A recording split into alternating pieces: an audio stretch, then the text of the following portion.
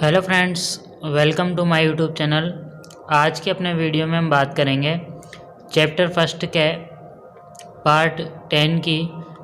यह इस चैप्टर का लास्ट पार्ट है और इसके पहले 9 पार्ट अपलोड कर दिए गए हैं और जो लास्ट पार्ट था 9 नंबर, उसमें एक डिस्क्रिप्शन में लिंक थी जिसके अंदर वीडियो था, जिसके अंदर बीज के प्रकार और बीज सुषुप्तावस्था के बारे में था। तो वो वीडियो ज़रूर देखें क्योंकि वो जो टॉपिक है बीज के प्रकार और बीज सुषुप्तावस्था वो इसी चैप्टर के हैं।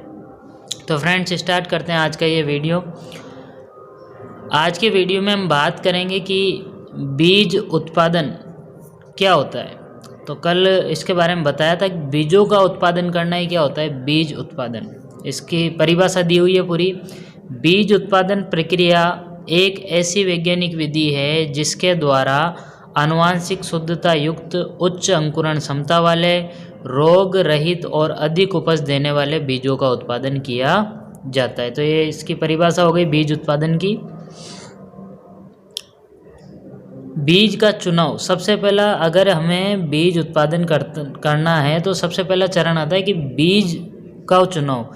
बीज कहाँ से लेकर आएंगे, तो यदि हमें कौन सा बीज बनाना है, प्रमाणित बीज, तो हमें कौन सा बीज सेलेक्ट करना है, आधार बीज। यदि हमें आधार बीज बनाना है तो कौन सा बीज सेलेक्ट करना है, प्रजनक बीज। तो फ्रेंड्स, तुम्हारी जो 12वीं की किताब है इसमें 4 प्रकार का बीज दिया हुआ है। पहला जो बीज है, देखो पहला बीज दिया हुआ है मूल केंद्रक। मूल केंद्रक बीज से अगला बीज बनता है प्रजनक, प्रजनक से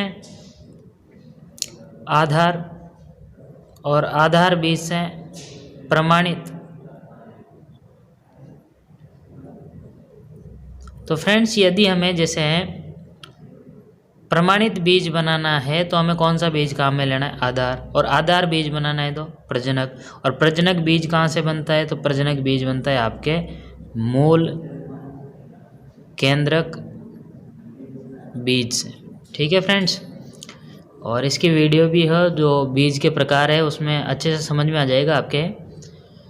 तो बीज का चुनाव कर लिया कि जैसे मान लो हमें प्रमाणित बीज बनाना है तो आधार बीज लेकर आएंगे। आधार बीज लेकर कहाँ से आएंगे, तो ये बीज हम किसी मान्यता प्राप्त संस्था या विश्वविद्यालय से हम खरीद कर लेके आ जाएंगे प्रजनक बीज।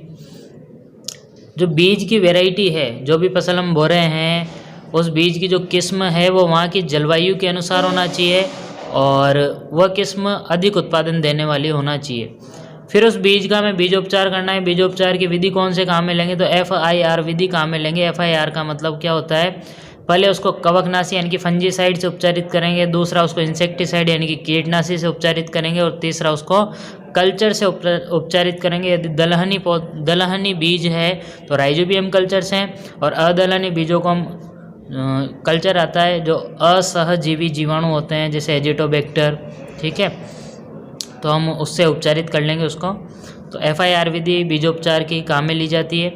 बीजों के खाली कट्टे, टैग, बिल आदि को सुरक्षित रखना है ताकि जब भी प्रमाणीकरण संस्था हमारे बीज का प्रमाणीकरण करे तो यदि वह संस्था ये चीज़ें मांगती है तो उनको ये दिखाया जा सके। दूसरा चरण आता है अपने बीज के उत्पादन में पृथक्करण, दूरी व खेत का चयन। तो आनुवांशिक शुद्धता को बनाए रखने के लिए फसल की 2 किस्मों के बीच में निश्चित दूरी रखी जाती है जिसे पृथक्करण दूरी कहते हैं। तो फ्रेंड्स, सिंपल सा ये है कि एक प्लांट यहाँ पर है और दूसरा प्लांट यहाँ पर है, तो इस प्लांट से परागण यदि इस प्लांट पर चला जाता है और ये 2 अलग अलग वेराइटियाँ हैं तो उसकी आनुवांशिक शुद्धता कम हो जाती है। इसलिए 2 पौधों के बीच में इतनी दूरी रखी जाती है ताकि उनकी आनुवांशिक शुद्धता बनी रहे, इस किस्म का परागकण इस दूसरी किस्म पर न जा पाए ताकि आनुवांशिक शुद्धता बनी रहे। तो एक ही फसल की 2 किस्मों के बीच में दूरी रखी जाती है आनुवांशिक शुद्धता बनाए रखने के लिए, उसे हम कहते हैं पृथक्करण दूरी। प्रत्येक फसल के लिए पृथक्करण दूरी जो होती है वो अलग अलग होती है क्योंकि कुछ फसलों में स्वपरागण होता है और कुछ फसलों में परपरागण होता है। तो जिन फसलों में स्वपरागण होता है वहाँ पर ये दूरी कम होती है और जिन फसलों में परपरागण होता है वहाँ पर ये दूरी अधिक होती है। खेत का चयन करते समय हमें ध्यान रखना चाहिए कि पृथक्करण दूरी वहाँ पर उपलब्ध हो तथा खेत में पिछले मौसम में ये फसल नहीं उगाई गई हो। उसका कारण क्या है, जिसका बीज उत्पादन लिया जा रहा है, क्योंकि जब हम पिछले मौसम में जो फसल की कटाई करते हैं तो कुछ बीज उस खेत में गिर जाते हैं और ये दूसरे मौसम में उगते हैं, तो वहाँ पर पौधे मिश्रित हो जाएंगे और वही समस्या, आनुवांशिक शुद्धता नहीं रहेगी। अब कुछ फसलें और उनकी पृथक्करण दूरी दी हुई है, ये इम्पोर्टेंट है जेट के लिए या आगे जो भी एग्ज़ाम दोगे उसके लिए, यहाँ से कई बार क्वेश्चन पूछ लिया जाता है। तो गेहूँ, जो जई और धान की जो फसल है उसमें 100 परागण होता है, तो इसके अंदर जो पृथक्करण दूरी रखते हैं वो कम रखते हैं। यदि तुम आधार बीज का उत्पादन कर रहे हो, यदि तुम प्रजनक बीज लेकर आए हो और आधार बीज बना रहे हो तो दूरी 3 मीटर रखनी है, और यदि प्रमाणित बीज बना रहे हो आधार बीज से तो 3 मीटर दूरी, क्योंकि 100 परागण है यहाँ पे कम दूरी रहेगी। मक्का की संकुल किस्में आधार बीज के लिए 400 मीटर और प्रमाणित बीज के लिए 200 मीटर। संकर मक्का के लिए जो यदि आधार बीज बना रहे हो तो 600 मीटर दूरी रखनी है और प्रमाणित बीज बना रहे हो तो 300 मीटर दूरी रखनी है। ज्वार की जो फसल होती है उसमें आधार बीज के उत्पादन के लिए 200 मीटर दूरी रखनी है और प्रमाणित बीज के लिए 100 मीटर दूरी रखनी है। चना का यदि आधार बीज उत्पादित कर रहे हो तो 10 मीटर दूरी रखनी है और प्रमाणित बीज बना रहे हो तो 5 मीटर दूरी रखनी है। सोयाबीन और मूंगफली, इनमें 3-3 मीटर दूरी रखते हैं। नेक्स्ट तीसरा चरण आता है उन्नत शस्य क्रियाएं। तो बीज की बुवाई करने से पहले सीड ड्रिल को अच्छी तरह साफ कर ले ताकि उसके अंदर कोई दूसरा बीज ना रहे। दूसरा बीज रहेगा तो वही मिश्रित फसल की समस्या आएगी, जिससे आनुवांशिक शुद्धता नहीं रहेगी।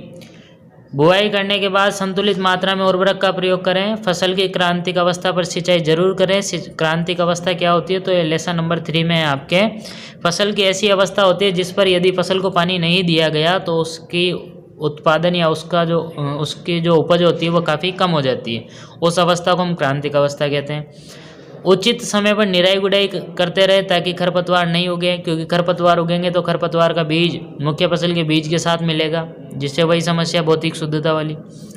समय समय पर खेत का निरीक्षण करते रहें। यदि खेत में अन्य किस्म के पौधे या अन्य फसल के पौधे हैं तो उनको हटाते रहें। जो तुमने मुख्य किस्म लगाई है, मुख्य किस्म के अलावा उसी फसल की अन्य किस्म का पौधा, फसल सेम है, किस्में अलग अलग है, मुख्य जो किस्म है उसके अलावा उसी फसल की अन्य किस्म का पौधा क्या कहलाता है, रोग्यु खरपतवार। और रोग्यु खरपतवार को हटाने की क्रिया रोगिंग कहलाती है, बहुत इंपॉर्टेंट है। आवश्यकता अनुसार पौधे का संरक्षण करें। यदि पौधे पर रोग और कीट लग रहे हैं तो उसका नियंत्रण करें दवाओं के द्वारा। फसल की उचित समय पर कटाई करें। गहाई, चौथा चरण आता है। गहाई क्या होती है, तो थ्रेशर के द्वारा फसल से दानों को अलग करने की जो क्रिया होती है उसी को हम क्या कहते हैं, गहाई या थ्रेसिंग। दानों को फसल से अलग करने की क्रिया गहाई या थ्रेसिंग कहलाती है। गहाई करते समय हमें निम्न बातों का ध्यान रखना चाहिए। सबसे पहले तो कलियान को अच्छी तरह से साफ कर लें। थ्रेशर को अच्छी तरह से साफ कर लें। थ्रेशर का आरपीएम का मतलब होगा राउंड पर मिनट निश्चित रखें ताकि बीज कटे नहीं।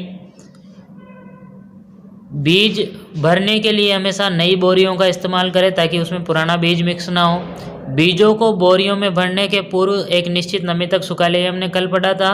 यदि खाद्यान्न हैं, मतलब अनाज वाली फसलें हैं, तो उनको हम 12% नमी तक सुखाते हैं। दलहनी फसलों को 8% नमी तक सुखाते हैं और तिलहनी फसलों को 8 से 9% नमी तक सुखाते हैं। लास्ट चरण आता है बीज उत्पादन का विदायन एवं भंडारण। तो विदायन जो केंद्र होते हैं वहाँ पर बीजों को किसके लिए भेजा जाता है, प्रसंस्करण के लिए। अब प्रसंस्करण क्या होता है, तो देखो विदायन की क्रिया में सबसे पहले बीजों को सुखाया जाता है, फिर मशीनों के द्वारा बीजों को साफ करके उनको अलग अलग कर दिया जाता है आकार के आधार पर। बीजोपचार के बाद फिर इनका बीजोपचार किया जाता है और बीजोपचार के बाद इन्हें उपयुक्त कट्टे में भरकर ऊपर से टैग लगा दिया जाता है। टैग पिछले वीडियो में बताया था, बीजों के प्रकार में एक कागज का टुकड़ा होता है जो किसी भी बीज के जो थैला होता है उसके ऊपर लगा होता है, टैग होता है, उसके ऊपर सारी जानकारी होती है बीज के बारे में।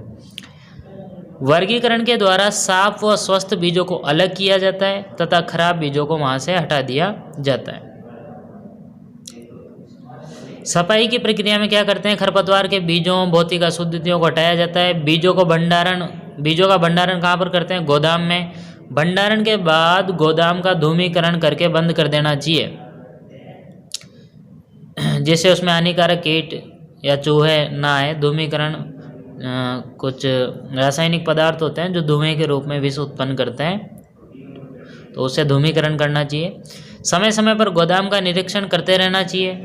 भारत के अंदर बीज उत्पादन का कार्य कौन करता है? तो भारत के अंदर तो NSC नेशनल सीड कॉरपोरेशन, राष्ट्रीय बीज निगम बीज उत्पादन का कार्य करती है।